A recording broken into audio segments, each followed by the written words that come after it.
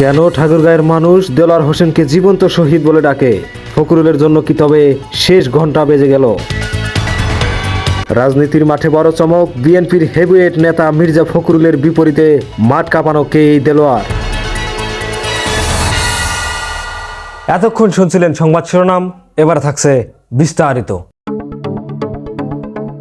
ঠাকুরগাঁও ১ আসনে রাজনীতির হাওয়া এখন পাল্টে যাওয়ার পথে। যে আসনটি দীর্ঘদিন ধরে বিএনপি মহাসচিব মির্জা ফখরুল ইসলাম আলমগীরের দুর্গ হিসেবে পরিচিত ছিল, সেখানে এখন দৃশ্যমান হয়ে উঠেছে জামায়াতে ইসলামীর প্রার্থী দেলোয়ার হোসেনের অভাবনীয় শক্তি। সম্প্রতি তার একটি জনসভায় প্রায় ৫০,০০০ মানুষের উপস্থিতি পুরো জেলার রাজনৈতিক সমীকরণ পাল্টে দিয়েছে। সাধারণ মানুষ তাকে ডাকেন জীবন্ত শহীদ নামে।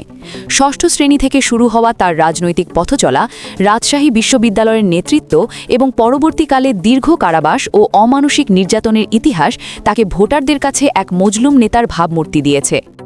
আপনি ১০০টা লোক জিজ্ঞাসা করবেন, ৮০টা ৯০টা লোকই বলবে দাড়িপাল্লা। এখানে হবে দেলোয়ার ভাইয়ে সপরিবারে দাড়িপাল্লা। বিশেষ করে এলাকার অবহেলিত উন্নয়ন আর সাধারণ মানুষের সাথে নিবিড় যোগাযোগের অভাব মির্জা ফখরুলের জনপ্রিয়তায় ভাটা ফেলেছে বলে মনে করছেন বিশ্লেষকরা।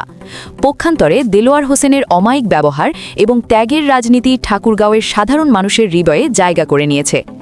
আসলে এটা বলা যাবে না, আসলে আগে আমরা করতাম বিএমপি, এখন বিএমপির যে কার্যকলাপ এই হিসেবে আমরা বিএমপিতে এবার আর নাই।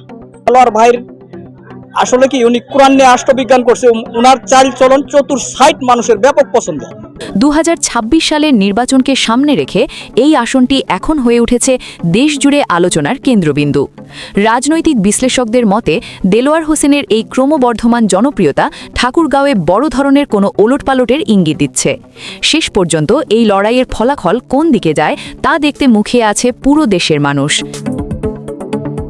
সুমাইয়া শিমু, দিগন্ত বার্তা।